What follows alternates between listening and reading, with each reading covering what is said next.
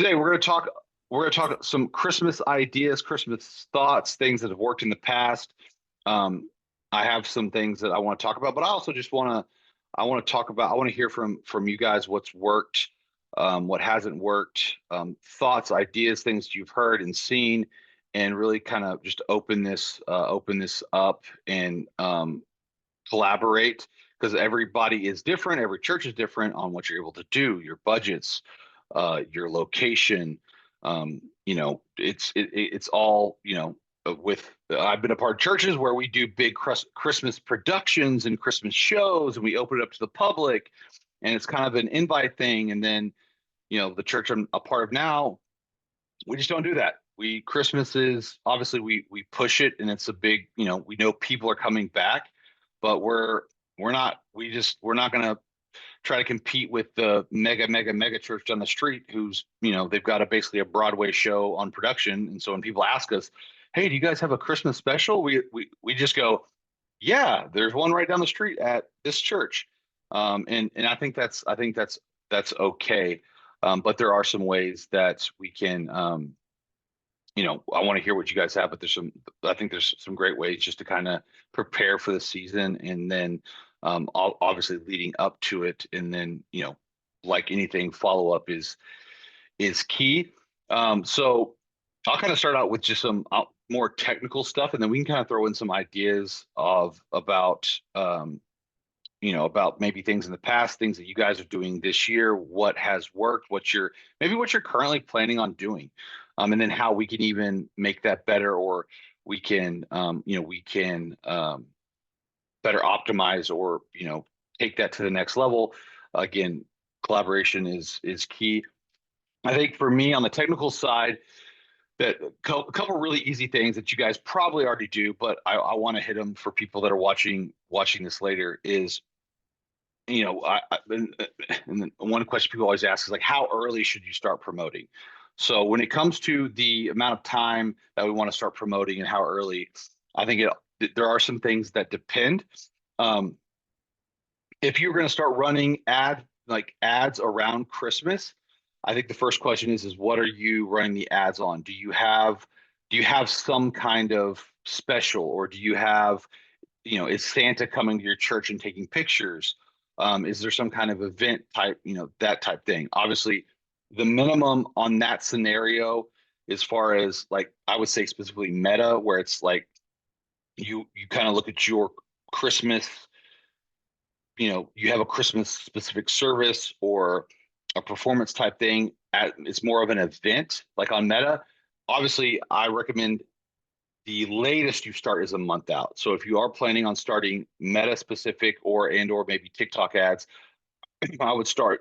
Excuse me. I would start again, probably.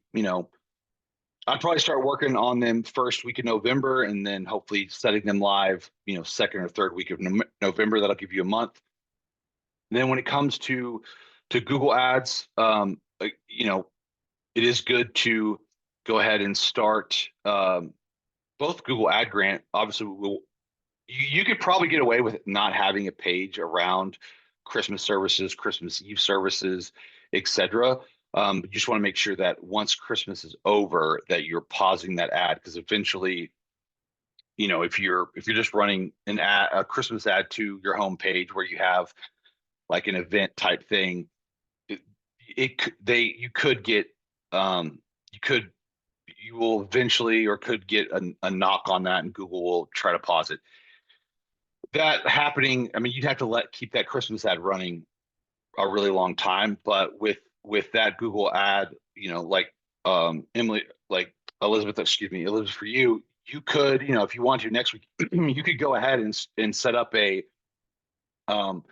Christmas Eve services, um, you know, uh, Christmas church services. Like you could go ahead and create an ad group or an ad around just Christmas and get that going. Why? Because with Google, we're targeting intentionality and keywords. So right now in October, there's probably not a lot of people searching or wondering about Christmas services. They're probably looking for Halloween events. So we could probably double that up. If you Elizabeth, if you wanted to do a Halloween, if you guys have like a fall festival, whatever, and people are right now, they're searching for Halloween outfits, Halloween events, fall festival, church, whatever, that trunk or treat, that type of stuff. You could go ahead and do one of those too. Again, but just make sure that you remind yourself after the season passes to kind of turn that off.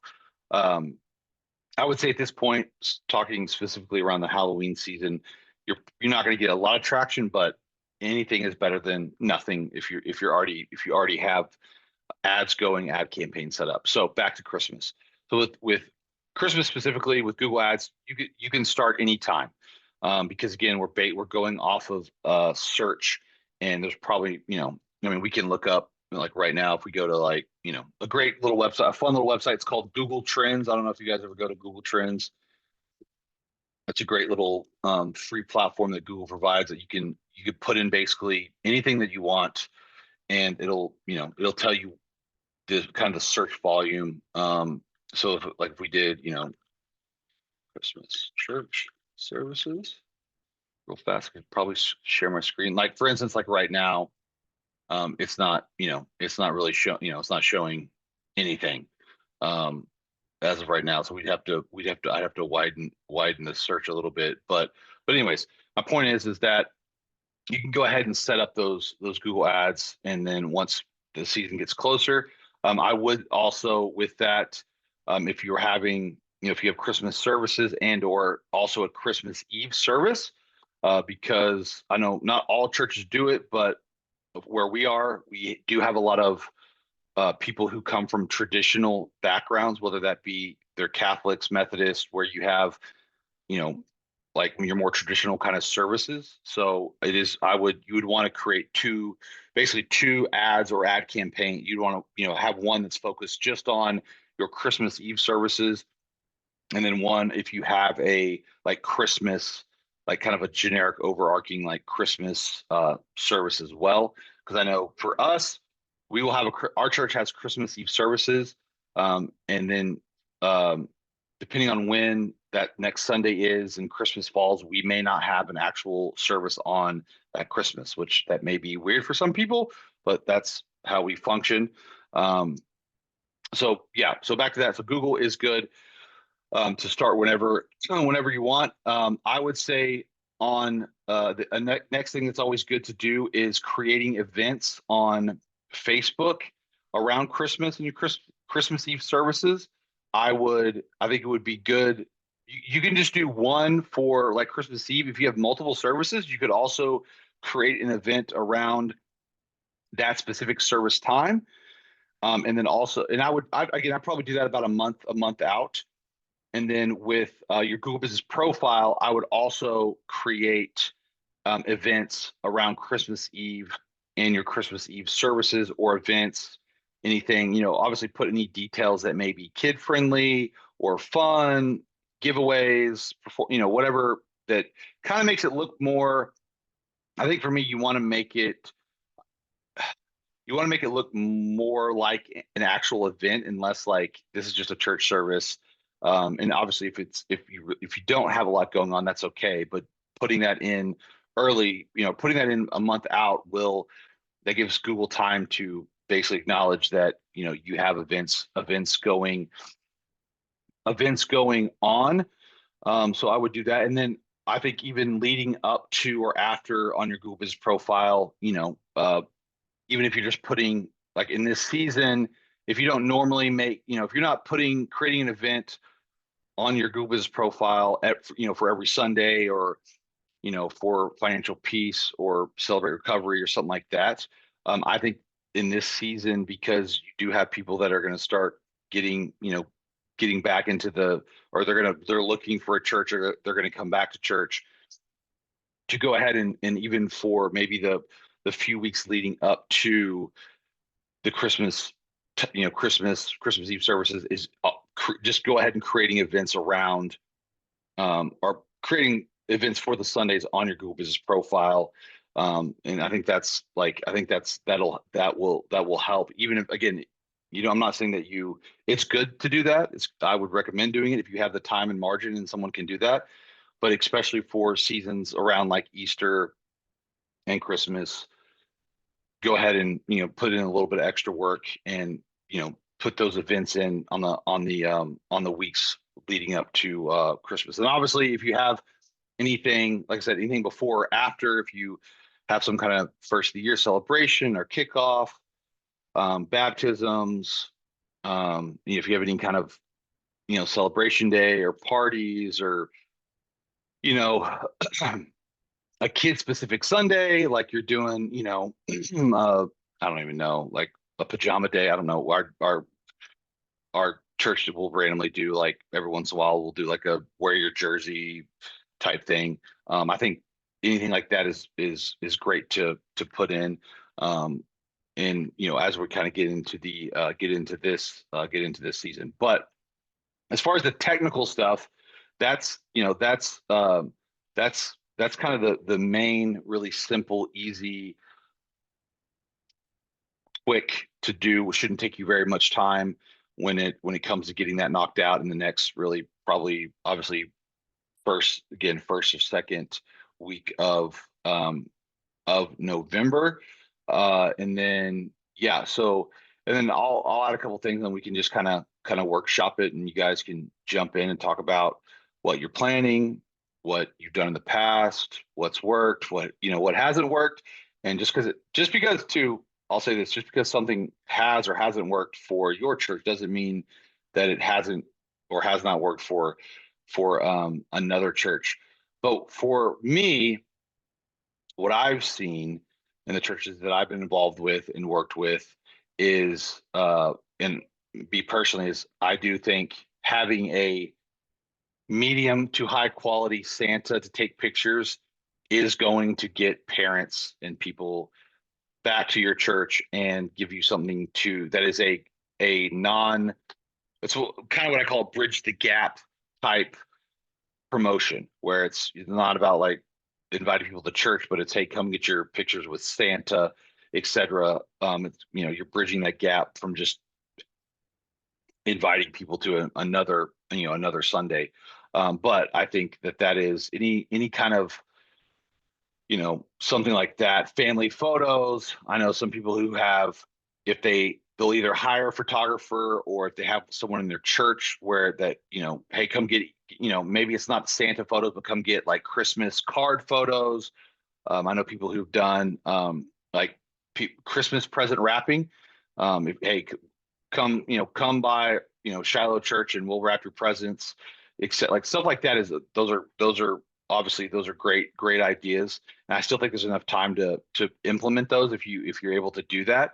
And then, there's one thing I'm going blank right now. But when I think about it, I'll jump back in. But I want to hear from you guys real fast. What are you planning? What are you thinking about in this season? What's worked, not worked, et cetera, et cetera. And everyone is on mute, so feel free just to unmute and jump in.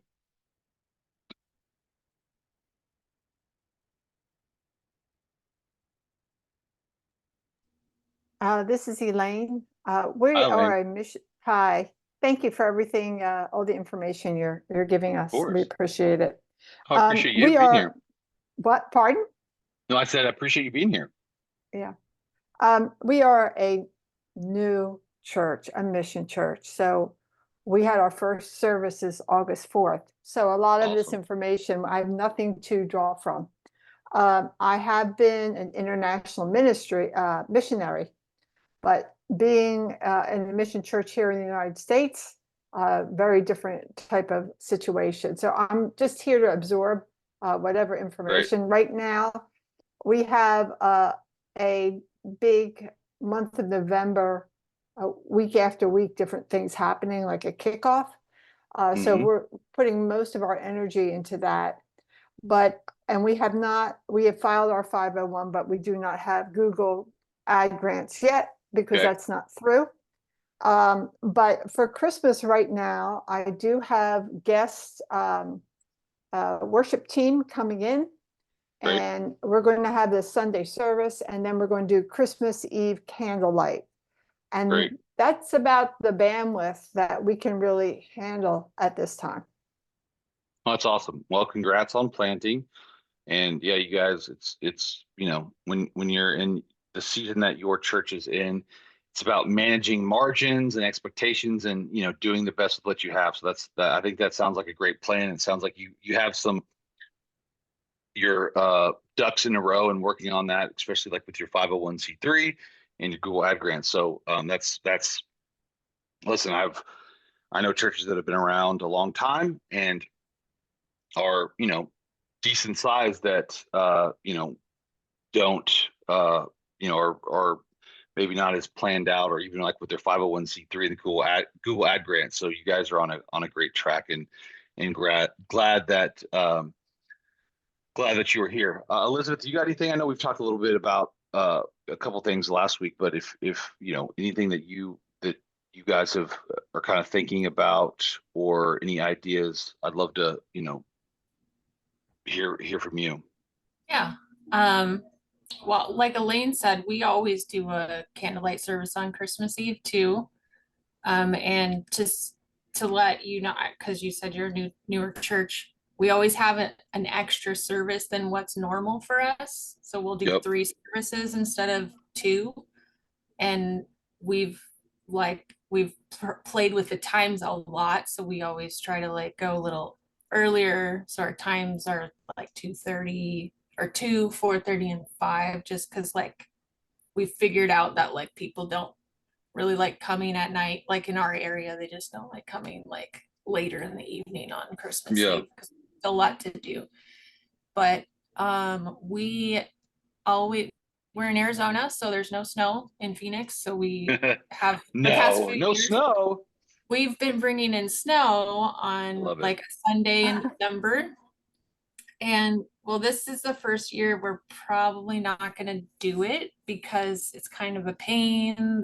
Like last year they forgot to come.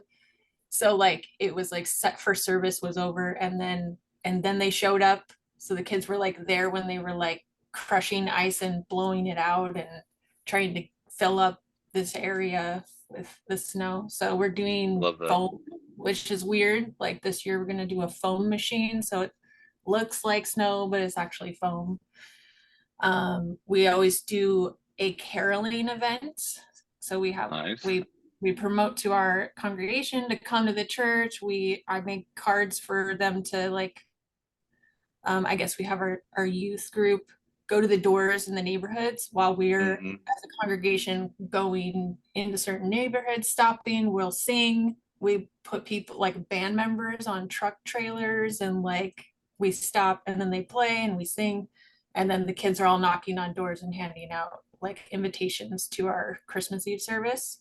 Can I ask, when do you do the caroling We events? do it like on a Wednesday, and we do it the week or 2 weeks before Christmas Eve. I think this year we're doing it the week before Christmas Eve. So it's exactly a week. And I think we've had people call like from the neighborhood and say how like great that was. And it's the neighborhoods around our church. So we don't Yeah, go that's like awesome. and then we come back to the church and we like do a cookie exchange. So you bring your cookies before we leave, you drop them off, someone here sets them all up on a table, and then we do the thing, and then we come back, and then we like just fellowship and stuff. So it's always a fun event, and that's something we promote. Like we've done mailers in the past and we've put these things on the mailer. So the snow day, the caroling event, and our Christmas Eve service. And last year we did a weird event because someone in our church belongs to like their parent is in a brass band. And so we Mhm. brought it and they do Christmas themed things and they travel all over. That's So cool. they came and did a Christmas themed show and it was amazing. We were all like, I don't know about this. It's a brass band, but it was really good. So there were things to think about that. Like we had to pay for their travel. We had to pay for a place for them to stay while they were here. and there was like luck on our side, or God was on our side, because they were like already near, so it wasn't as expensive Yeah. to get them. But this year, I think it's not going to work out with that same group. But we just saw on skitguys.com that they're doing a tour. Hmm. So we put in a bid to see if we could book them to come and do like a comedy thing. Okay. So we're still in like the deciding stage of if we're going to do that. I also saw that outreach outreach.com. I don't know if you know about them. They do a lot of like already pre-made things, like you could pre-made mailers and banners and stuff. But they have this free kit right now where you can either do your sermon series on the chosen Christmas, and it gives you all these things like the pre-sermon bumper, the actual sermons you would preach, which we're probably not going to do that, but you could do an event with them where you're streaming that episode where it's the Christmas episode, the nativity and all that. So that is also something I'm going to tell the pastors about, and like this could be a backup thing. We could have an event where we're promoting a streaming event night here at the church in the worship center. I don't know, just something else to get people from outside the church to come in and get on our campus. And I love it. Those are great ideas. Yeah. Normally we have a I, theme by now, but we don't at this point. I mean, if we're honest, it doesn't really matter because it's Christmas. So I think it's more about the messaging, the storytelling, the serving, the fun, like, because I mean, you know, it's Christmas. Like, I mean, even if you've never been to church or know about Jesus, it's Christmas. So, Yeah.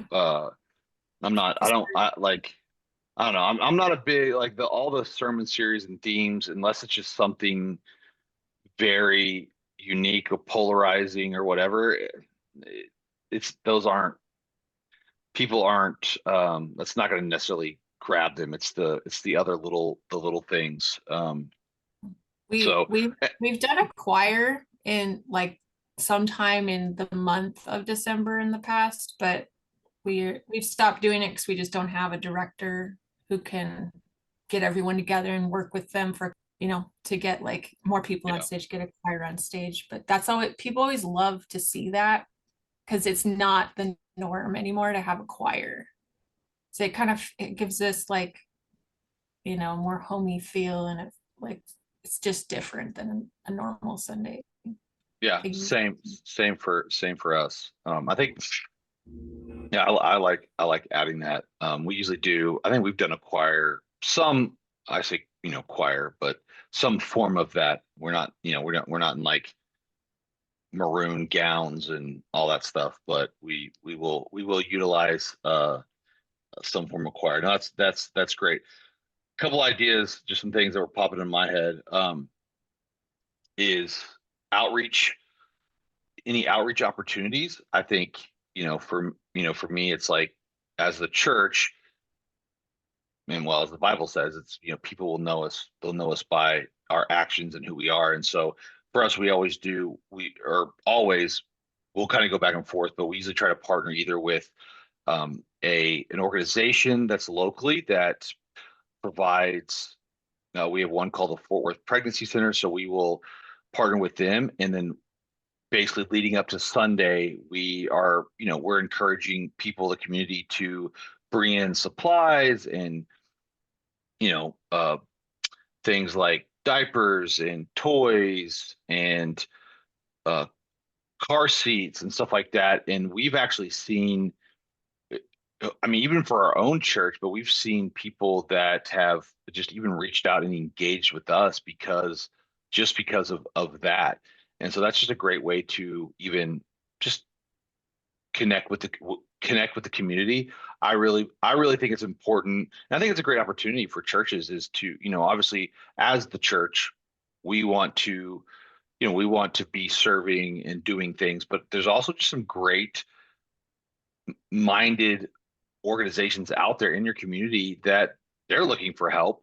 And we've seen with some of our local partners just a great relationship and be able to like use a season like this to open up a door throughout the rest of the year. And it's like, especially for our church, this Fort Worth Pregnancy Center, we become their largest donor, not necessarily in the form of money, but just in the amount of resources.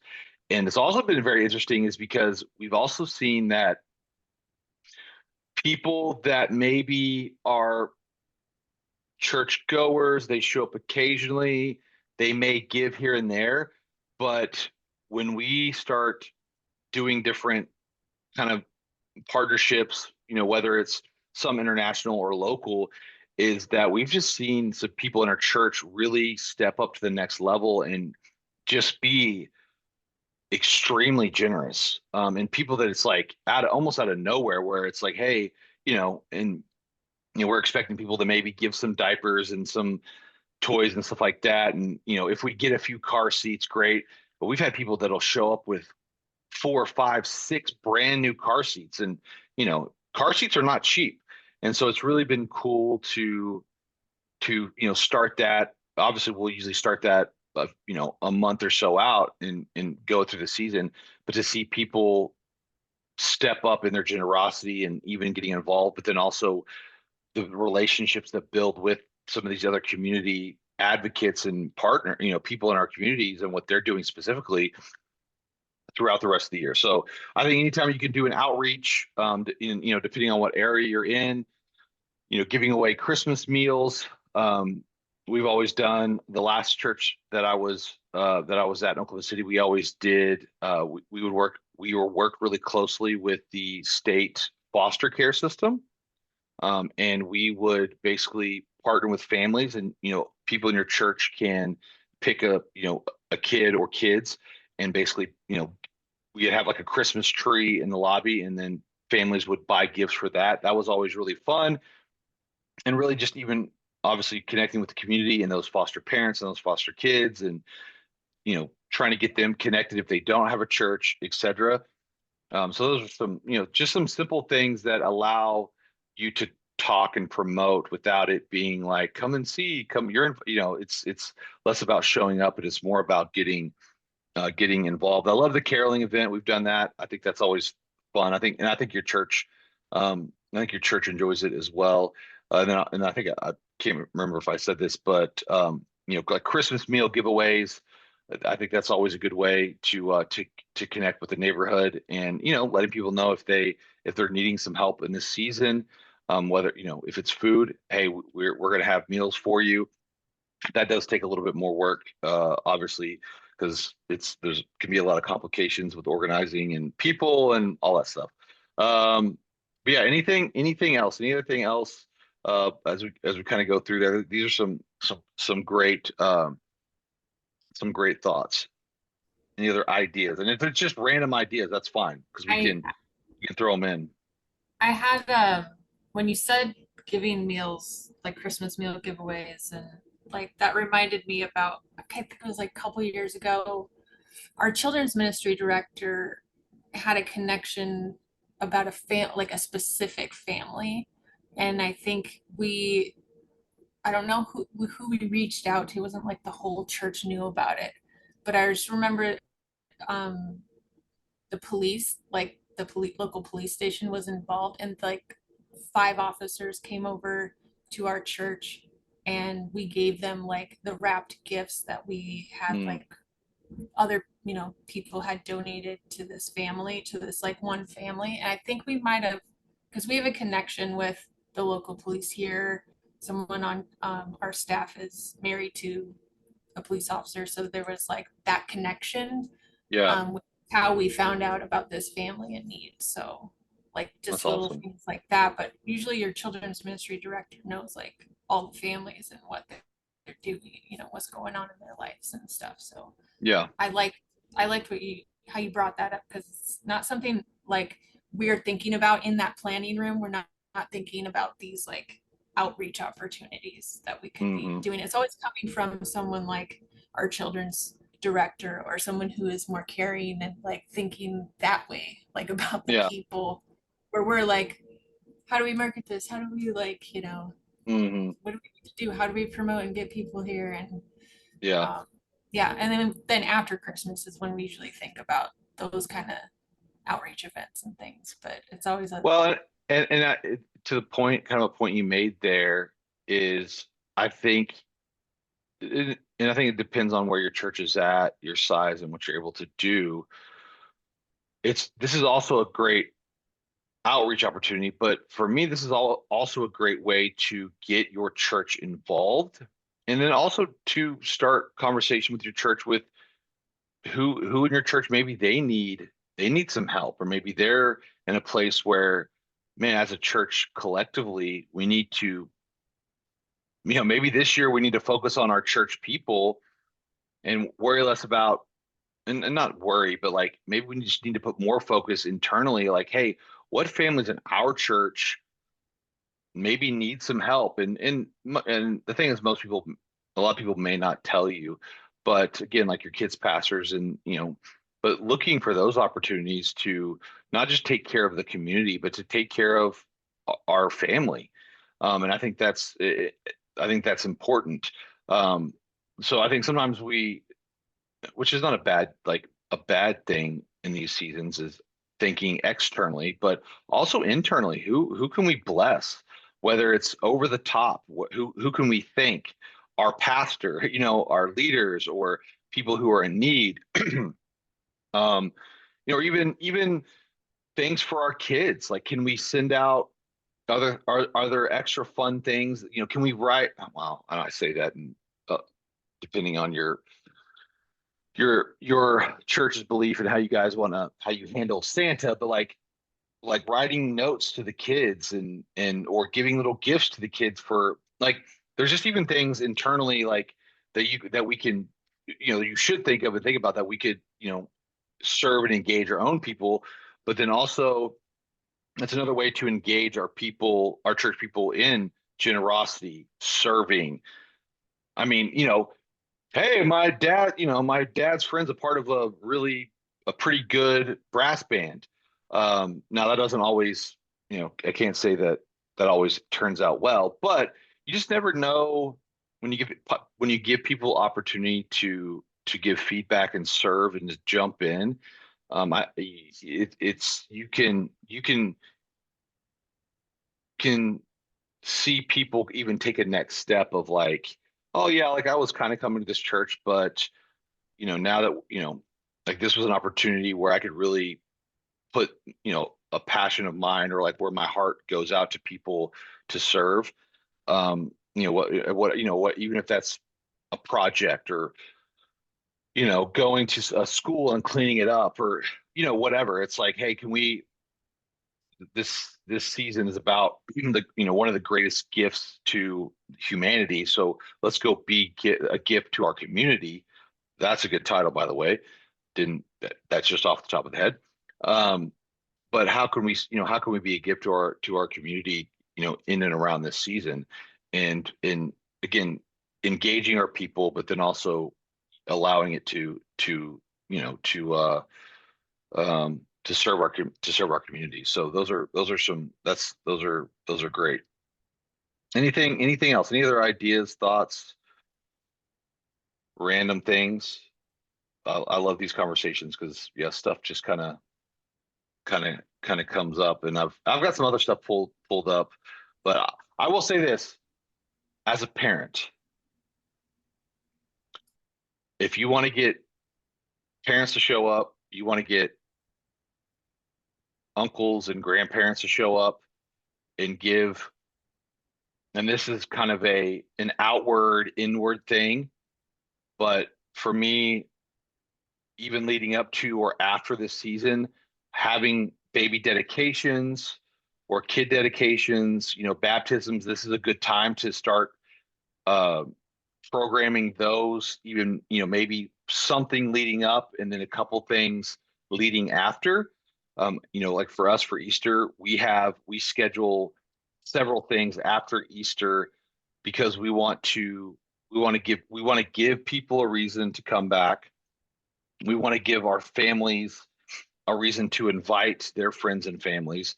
So I think doing something, some kind of kids performance, even if it's not that like professional production wise, but getting your kids up during worship and singing, a little Christmas hymn or something like that.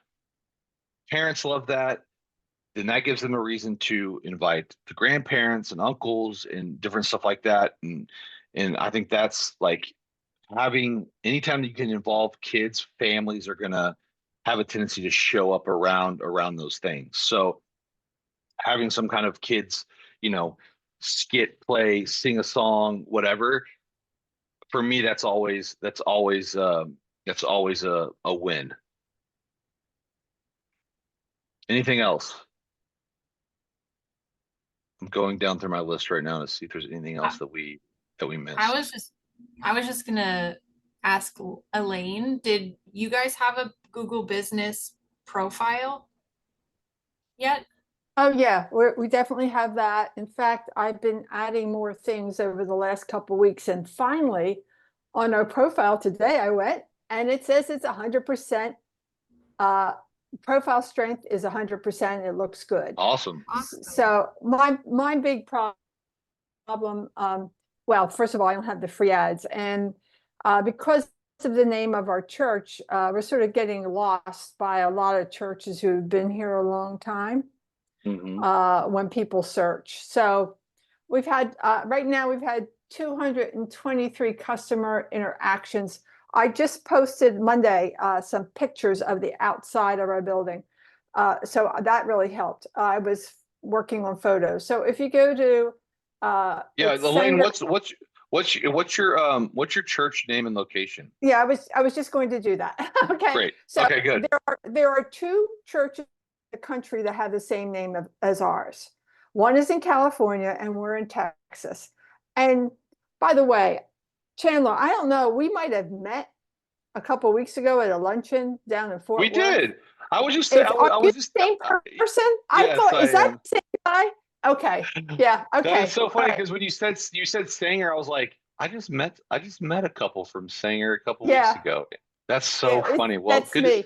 That's us. Good to see you again. Good to see you again. And we'll be at the marketing event. I will be too. Next week. Okay. Good. So the name of the church is Sanger Bible Church. And there's a Sanger Bible Church in California. And their website is sangerbible.com. I was fortunate. I went online. I got for our URL or domain, we have sangerbible.church, sangerbiblechurch.org, and sangerbiblechurch.com. So we have those other three. All right. Okay. And I put the name of our church, Sanger Bible Church, with an upright line and then Texas. So people know this is the one in Texas, not the one in California. And that's a problem with a lot of churches. There's so many Grace Bible churches and there's so many, First Baptist of everything. So I'm hoping as time goes on, it'll sort out because they can't find us. If you type in Sanger Bible Church, even though I put as many keywords as I could, I've been stuffing it. You'll get every church in Sanger, ours won't come up yet. So that's a problem we're working on. But I'll say this, I wouldn't, when it comes to depending on how people's browsers are, I wouldn't really worry about the California church because most of the time when people are searching, Google is considering where they're located. So like when I just searched Sanger Bible Church and your website's the first one there. It came up? Yeah. Good. Oh yeah. Good. Yeah. Oh, I see your website. I see your profile here. So it does take a little bit of time. But just doing what you're doing, getting your profile, adding some photos, I would go ahead and make sure that you are, posting some events and some updates on your profile that will kind of help Now, speed how things do I, up. yeah, how do I post events? I mean, we put them on our website, but I'm looking at my business. I'm sorry, Elizabeth, I'm going to go down a rabbit hole here, but No, you're fine. what, We usually open up the end of our calls with any random questions. okay, So okay, you're okay. I mean, we about covered Christmas next to, okay. I mean, so we're good. We're here to help So you. I'm here, I'm in Google and looking at my business profile and everything, and I don't see anywhere to put events. I have edit profile, I know I need to get reviews, photos, performance, advertisement, edit product, services, QA, add up. Is that an update? Yep. Ask, is that what an event is? Yep. It's also a How, service. there it is. I found it. Hi, Chris. Hi, Chris. I wasn't sure if that was you. Yeah, sorry, it's also a service too. Okay. All right. So add update. Got it. I didn't know that was there. That was buried. Yeah, it's a little depending on how you're looking at it too. It can get hidden by the other things, and you kind of have to scroll there. But yeah, I would go ahead and again do some I have updates. a ton of events coming up in November and the end of this month. So, okay, Yep. good. All right. I'll Yep. do that. Get on there and fill them out. Chris, what do you got, dude? Why you been so quiet? I had a feeling that was you, but you know, Oh, sorry. you Yeah, got no, I was just listening, and in the middle of, I just got done with a meeting with my pastor, so I was listening and having a chat conversation with him at the same time. Oh, you're fine. Um, Anything you want to add? Yeah, on your competition thing for your Bible church, I Googled you as well, and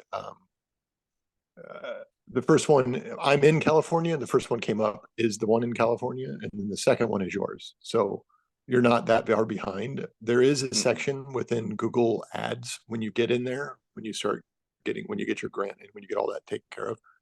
There is a competition section, and I would put the California one as a competition because it'll take their keywords and apply them to yours automatically. So that's something to think about just down the road.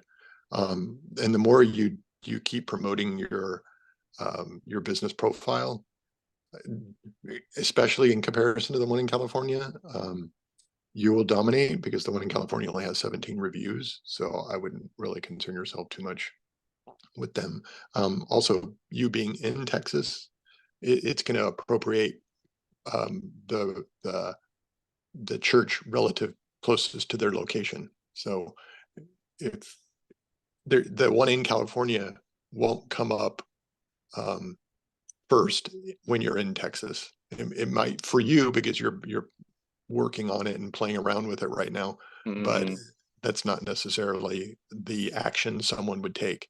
And it's also dependent. And I wouldn't even really concern yourself with the name of your church as the driver. That's not what people are searching for because they don't know you exist. So they're not going to search for that. They're going to search for churches near me and church in Dallas. And those are the kind of keywords you have to kind of drive and get number one.